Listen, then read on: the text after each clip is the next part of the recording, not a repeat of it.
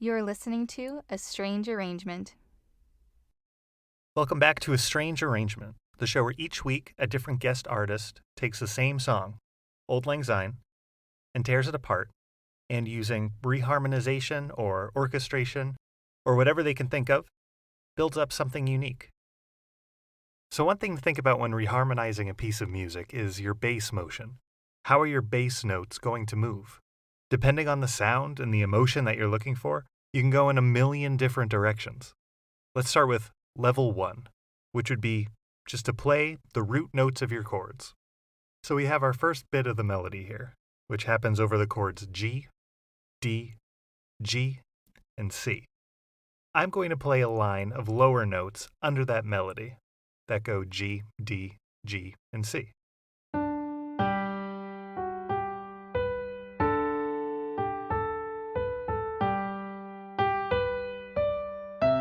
This is your basic harmonic component, outlining the order of the chords simply, and from there you can fill in the other voices.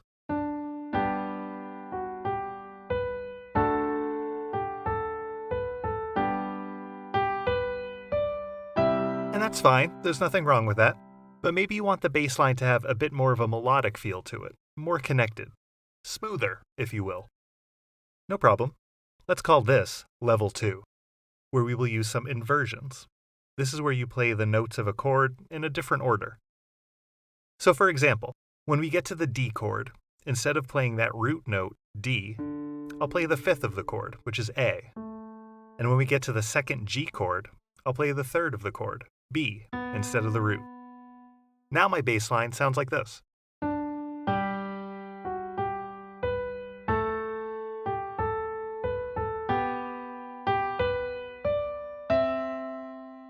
That's a very different feel, right? A little uplifting. And from there you can fill in the other voices.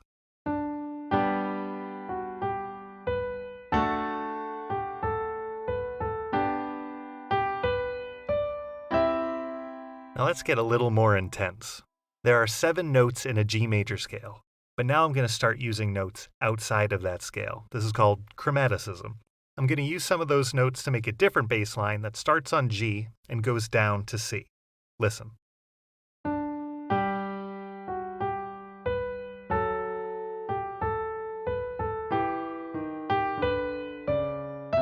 Now we're getting much more complex, using very different chords with different note orders to make a more complex sound, which can really take our simple melody into a new direction. And if you haven't had much experience with it, like me, it can be pretty intimidating.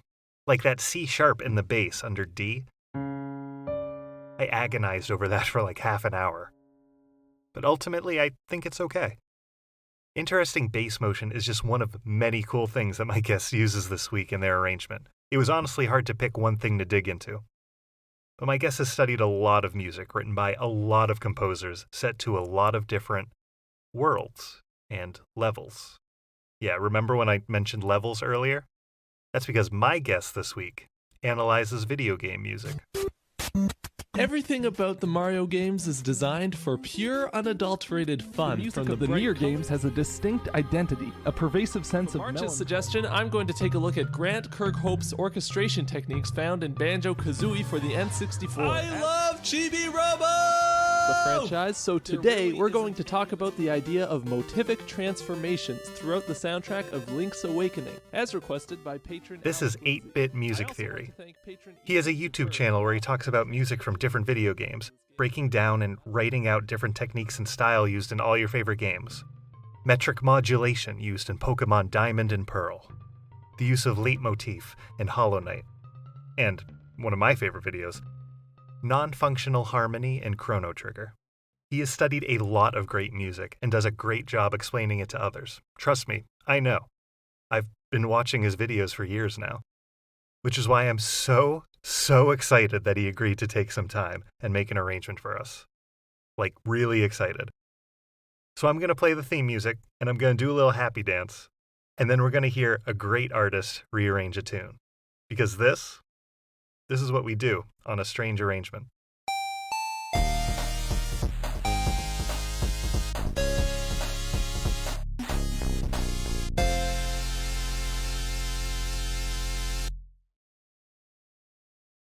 Hey everybody, I'm 8-Bit Music Theory, and I arranged Auld Lang Syne for the podcast.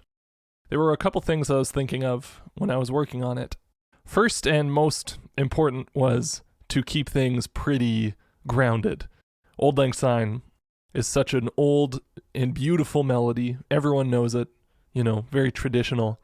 And that's the kind of thing that I think it can be really tacky when you try and throw a bunch of, spicy jazz chords or whatever on top. I really wanted to stay true to kind of the harmony that's inherent in the melody. The melody is very clear about outlining different chords, mostly just a G major chord. And so I wanted to maintain that spirit and not try and push too much extra color on it. That being said, I still wanted to add a bunch of more modern harmonic colors. So I was trying to think of how to do that. And the first thing that came to mind was inversions, trying to put notes in the bass other than the root. So you hear that from the very beginning. We have our tonic G chord with the fifth in the bass D. It's not a very exotic sound, but it's got a lot more kind of motion. It's got a lot more, presence. It's more interesting than just a G chord. It's going somewhere, right? So that was kind of my first idea, and I just tried to go from there. And so there are a lot of places throughout the arrangement where you can see the bass kind of acting as a counterline against the melody, not necessarily following the roots of the chords, but trying to find a way to weave through them in an interesting way. And this is something I really appreciate about the Beach Boys and Brian Wilson's work, is his approach to bass motion. Very unorthodox, especially for the time. Even though really this kind of technique has its roots in very old classical music, which is maybe why it applies so well to this old melody. So right from the very beginning, you see the bass going up by half steps, D to D sharp to resolve to an E, and harmonized by a G over D to a D sharp diminished that resolves to E minor.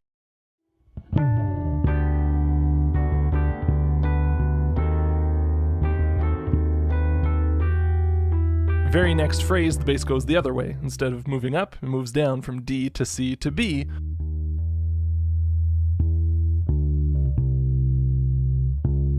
And even though the chords are a really simple 1-5-1, G, D7, G, having it be a G over D, and then a D7 over C, and then a G over B, those are all way more colorful ways of playing those chords. And so even though the melody sticks very close to home, you're still adding a bunch of colors underneath it that sound like they're supposed to be there, or at least that was my intention. There's kind of a recurring riff, I guess, of this walk down from B to B flat to A to D, resolving to our tonic G in the bass.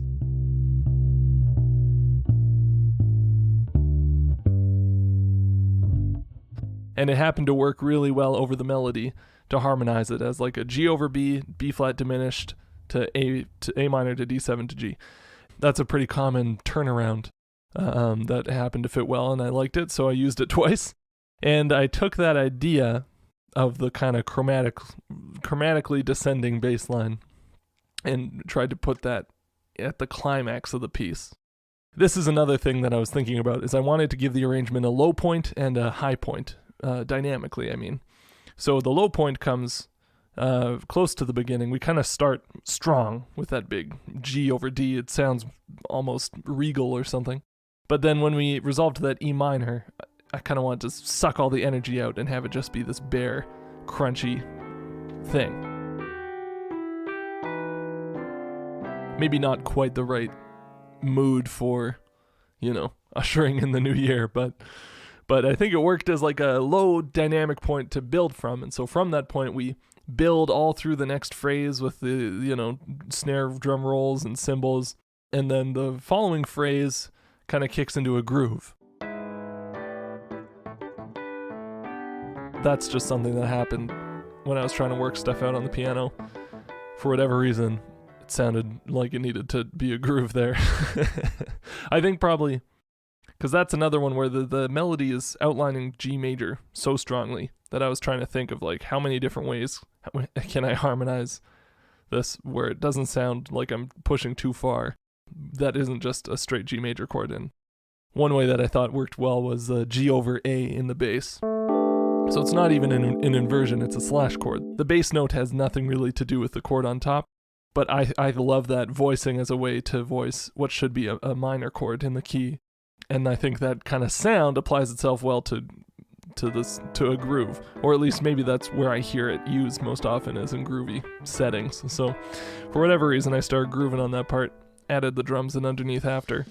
And that kind of, keeps momentum going, builds up to the climax, the last phrase where we have this chromatic walk down in the bass. And this is where I started to really take notes from outside the key and go for more adventurous colors, because it's, the high point, the climax. So yeah, descending, chromatic walk down, F sharp to F to E to D to C sharp to C. The melody layers on top of that pretty nicely, and then the inner voices fill out the chords, and I really liked how the inner voices move, especially that D minor 11, G melody note, D bass note, and C and F inside. That resolved down to an A add 2 over C sharp. That the motion of the inner voices really, I thought was good. And so after the high point, I thought it would make sense to kind of clear out the instruments and have a slower, more laid-back, final little phrase with the recurring turnaround that I mentioned before.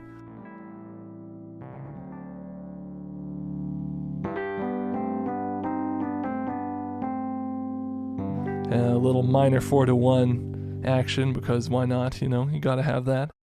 Yeah, overall, I'm pretty happy.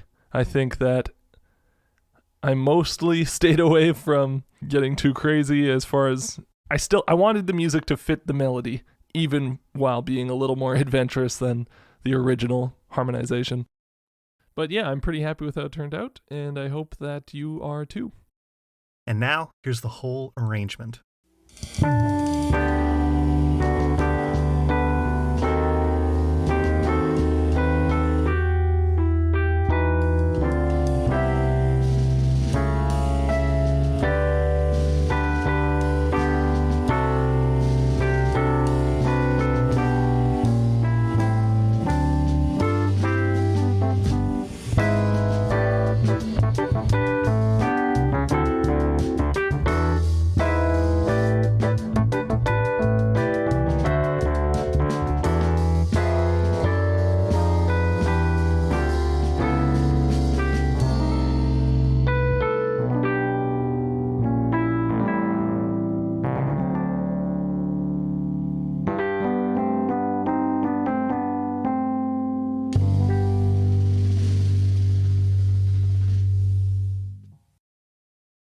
Thank you so much, 8-Bit Music Theory. I cannot thank you enough. Where can people go if they want to learn more about you? So you can find my stuff on YouTube. 8-Bit Music Theory is the channel, and I talk about music theory as it applies to video game music. So if that sounds like the kind of thing you'd be interested in, go right ahead and check it out. Thanks so much for having me on the podcast. Bye. A Strange Arrangement was produced by me, Rob McCarthy. I edit and mix the show, and I made our theme music. Our artwork was done by Daniel Joel Newman. You can find more of his artwork at danieljoelnewman.com. Special thanks to Brian Watson and Rob Hom for notes, and an extra special thanks to Elizabeth Stahl for notes and for the voice that you hear at the top of the show. If you like the show and want to support us, please go to Apple Podcasts and leave a review. Or you can go to our website, asamusicpodcast.com, and you can leave a comment under each episode. Let me know what you like, what you didn't like, what you want to see more of. Next week, we do something completely different. So find out next time on A Strange Arrangement.